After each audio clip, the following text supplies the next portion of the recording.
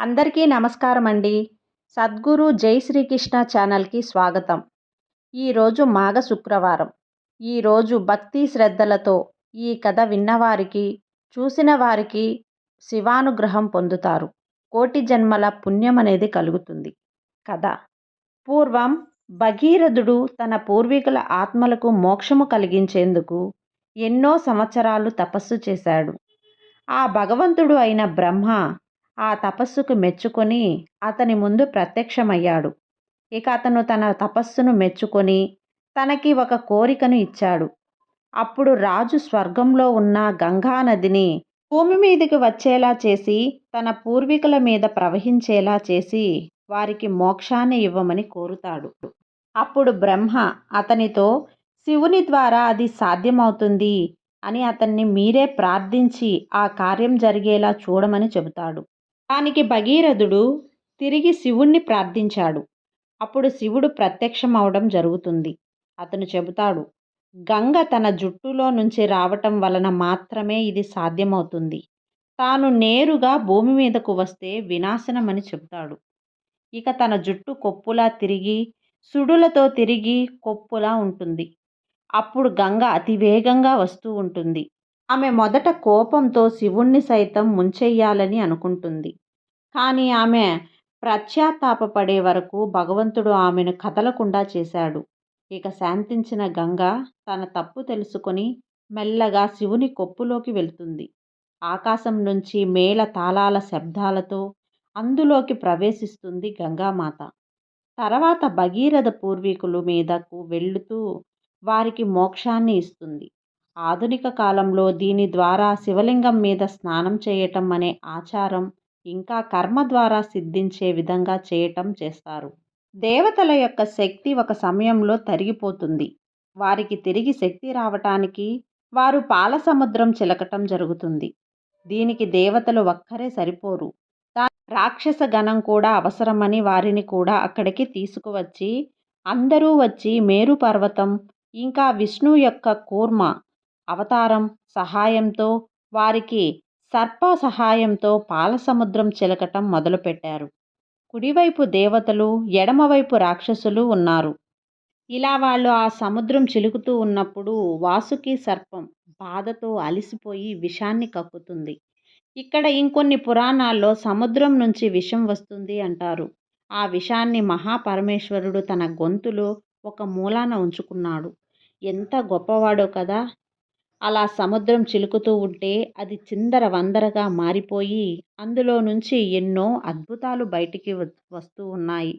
చంద్రుడు, పారిజాత వృక్షము, ఐరావతం అనే ఏనుగు, కామధేనువు, అన్ని కోరికలు తీర్చే ఆవు, వరుణుడి భార్య కల్పవృక్షం, ఇంకా 3 విలువైన వస్తువులు, కౌస్తభి ప్రపంచంలో ఒక విలువైన ఆభరణం, ఇంకా అలక్షి అతిథికి ఇచ్చిన చెవుపోగులు, అప్సరసలు, గుర్రం, ఇంకా విష్ణు యొక్క భార్య లక్ష్మీదేవి, పంచకన్య, విష్ణు శంఖం, విష్ణు యొక్క జాపత్రి మరియు ఒక విల్లు, వివిధ రకాల రత్నాలు మరియు దేవతల యొక్క వైద్యుడు ధన్వంతరి తన చేతిలో ఉన్న అమృతంతో పైకి వస్తాడు.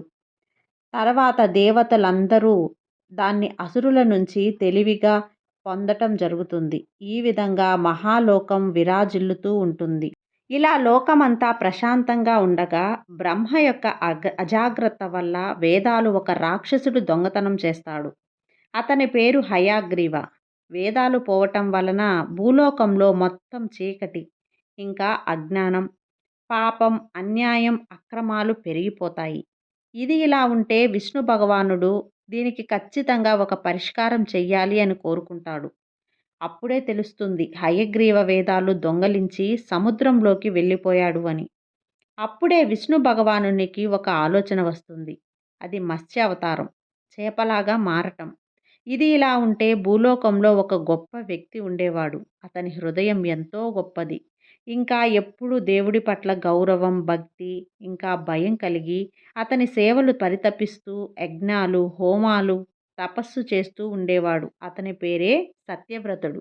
అతను ఒకరోజు పుణ్యస్నానాలు ఆచరిస్తూ నదిలో దిగి దేవుడికి మొక్కుకుంటూ తన చేతిలో నీటిని పైకి తీశాడు. ఆశ్చర్యం! అందులో ఒక చేప పిల్ల ఉంది. అది అక్షరాల ఆ దేవదేవుడు విష్ణు భగవానుడు. దాన్ని సత్యవ్రతుడు వెంటనే తిరిగి నీటిలోకి వేస్తాడు. అప్పుడు ఆ చేప పిల్ల, ఓహో! ఓ మానవా! నిన్నే చూడు.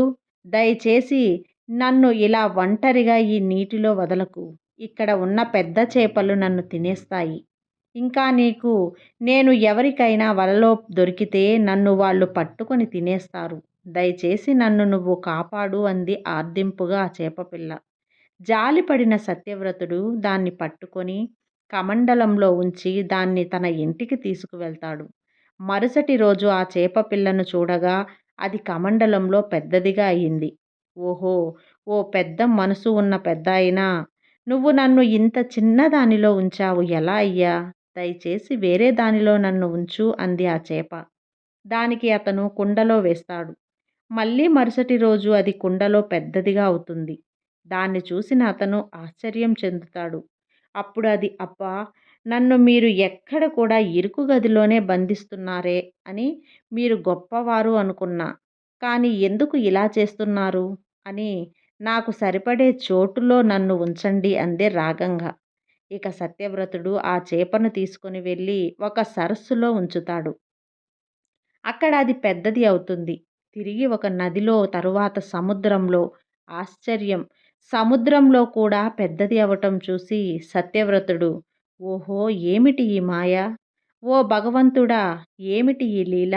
ఇందులో ఏదో తెలియని ఆంతర్యం ఉందా? లేదా నాకు మీరు ఏమైనా చెప్పాలి అనుకుంటున్నారా? ఇంతకీ ఎవరు మీరు? సాక్షాత్తు ఓ విష్ణుదేవుడు ఇలా చేస్తూ ఉన్నాడా? అంటాడు పైకి. అప్పుడే ఒక్కసారిగా విష్ణుమూర్తి ప్రత్యక్షమవుతాడు. దాన్ని చూసిన సత్యవ్రతుడు ఆశ్చర్యకితులు అయ్యి, ఓ సమస్తాన్ని నడిపించే దేవా! పద్మాల వంటి కన్నుల కలవాడు, చక్కనివాడు, మీరు స్వయంగా వచ్చారు అంటే ఏదో పెద్ద విషయం ఉంది. అందులో నేను ముఖ్యవాడిని అయి ఉంటాను. చెప్పండి అన్నాడు సంతోషంగా. అప్పుడు విష్ణు భగవానుడు, ఈ సమస్త లోకంలో చీకట్లు వ్యాపించాయి. పాపం ఎక్కువయింది. అన్యాయం ఎక్కువగా వాటిల్లింది. దీనికి కారణం వేదాలు అపకృతి కావటమే. వేదాలను హయగ్రీవ దొంగతనం చేశాడు.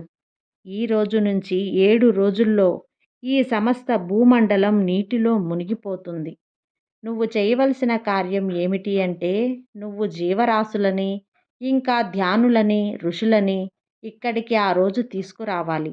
నేను పెద్ద పడవ ఇక్కడికి తీసుకువస్తా. 7 రోజుల తర్వాత అంటూ అదృశ్యమయ్యాడు.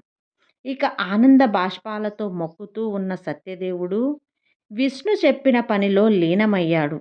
ప్రపంచంలో ఉన్న ప్రతి జీవరాశిని విష్ణువు చెప్పినట్లుగా ఇంకా ధ్యానం ఎలా సేకరిస్తూ ఉన్నాడు. ఈ ప్రళయ హోరు మొదలైంది. భూమి మొత్తం చీకటి, కటిక చీకటి ఆవరించింది. హోరున గాలి, దుమ్ము, నల్లని మేఘాలు, భయంకరమైన ఉరుములు, మెరుపులు, ఇలా విధ్వంసం మొదలయ్యింది. సముద్రం హోరున పొంగుతుంది.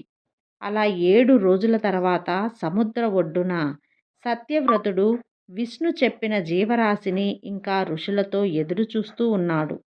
విధ్వంసం అంతకు ముందు అంత ఎక్కువ అవుతూ ఉంటే అందరూ భయం ఇంకా భక్తితో ఎదురుచూస్తూ ఉన్నారు. కానీ విష్ణువు చెప్పిన పడవ ఇంకా రాలేదు. ఇటు చూస్తే హోరున ప్రళయం, మృత్యుహోరు అంతకు అంతా పెరుగుతూ ఉంది. అప్పుడే సత్యవ్రతుడు విష్ణునామాన్ని పఠిస్తూ ఉన్నాడు. అప్పుడే దూరంగా అలల మధ్య ఒక పెద్ద పడవ అలా అలా వస్తూ ఉంది. ఇక అది రాగానే విష్ణువు యొక్క ఆకాశ వచనాలు వినిపించాయి. అందరూ అందులో చేరండి అని అందరూ అందులోకి చేరగానే సముద్రంలో ఎక్కడ ఉన్నదో తెలియదు కానీ ఆ చేప పెద్ద అవతారమెత్తి ఆ పడవను తన మీద ఉంచుకుంది. ఇక అప్పుడే ఒక్కసారిగా ఈ సమస్త భూమి ఒక్కసారిగా నీటిలో మునిగిపోయింది.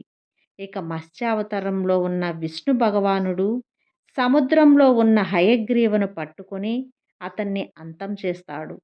మత్స్య అవతారంలో ఉన్న విష్ణు భగవానుడు ఆ తర్వాత మళ్ళీ కొత్తగా భూమి మీద అవతరిస్తుంది. సత్యవ్రతుడు మిగిలిన వాటిని ఈ భూమి మీద చేర్చగానే బ్రహ్మ సృష్టిని తిరిగి కొత్తగా మార్చడం జరుగుతుంది.